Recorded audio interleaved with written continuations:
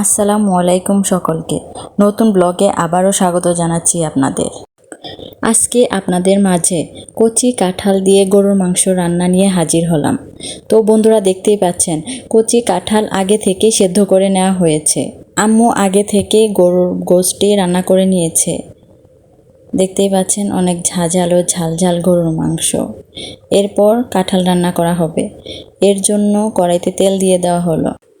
এরপর আস্ত জিরে, তারপর পেঁয়াজ দিয়ে দেওয়া হলো। এরপর ভালোভাবে নেড়ে চেড়ে নিতে হবে। পেঁয়াজ ভাজা হয়ে গেলে আগে থেকে রান্না করে রাখা গরুর মাংস এখানে দিয়ে দেওয়া হবে। সোমবার দিয়ে রান্নাটা শুরু করা হলো। এরপর গোশ ভালোভাবে জাল করে নিতে হবে। তারপর আগে থেকে সেদ্ধ করে রাখা কচি কাঁঠাল এই তরকারির মধ্যে দিয়ে দেওয়া হবে। কচি কাঁঠাল রান্না কম বেশি সবার কাছেই ভালো লাগে মনে হয় আমার কাছে। বৈশাখ মাস চলে এসেছে, তো কচি কাঁঠাল রান্না খাবো না তাই কি হয়? এজন্য আম্মুর কাছে আবদার করেছি কাঁঠাল রান্না করে দেওয়ার জন্য। এখানে দেখা যাচ্ছে আম্মু গরুর গোশের মাঝে কচি কাঁঠাল দিয়ে দিয়েছে। এরপর ভালোভাবে নেড়ে চেড়ে নিচ্ছে।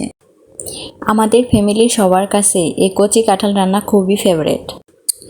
আমরা পাকা কাঁঠাল খুব একটা পছন্দ করি না, তাই কচি কাঁঠাল রান্নাই বেশি খেয়ে থাকি আমরা।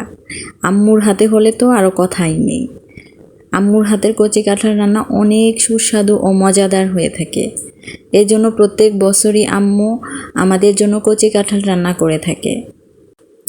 এই দিকে দেখা যাচ্ছে আম্মু কাঁঠাল আর গরুর গোশ ভালোভাবে কষিয়ে নিচ্ছে। একটা কথা কি জানেন বন্ধুরা, তরকারি যত কষাবে স্বাদ তত বেড়ে যাবে। দেখতেই পাচ্ছেন বন্ধুরা, গরুর গোশ আর কাঁঠাল কষানো হয়ে গেছে। আর কিছুক্ষণ চুলায় রেখে দিতে হবে, দেন তরকারি রান্না কমপ্লিট হবে। তো দেখতেই পাচ্ছেন বন্ধুরা, তরকারিটা কি দারুণ হয়েছে, একদম মাখো মাখো।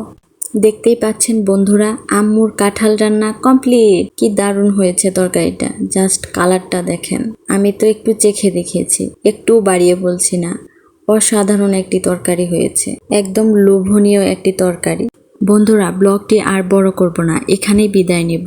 তো সবাই সুস্থ থাকবেন, ভালো থাকবেন এবং আমাদের চ্যানেলটি সাবস্ক্রাইব করে নেবেন। নতুন কোনো ব্লগ নিয়ে আবারও হাজির হব। আল্লাহ হাফেজ। All my brothers got that gas and they always been spoken like a rock star.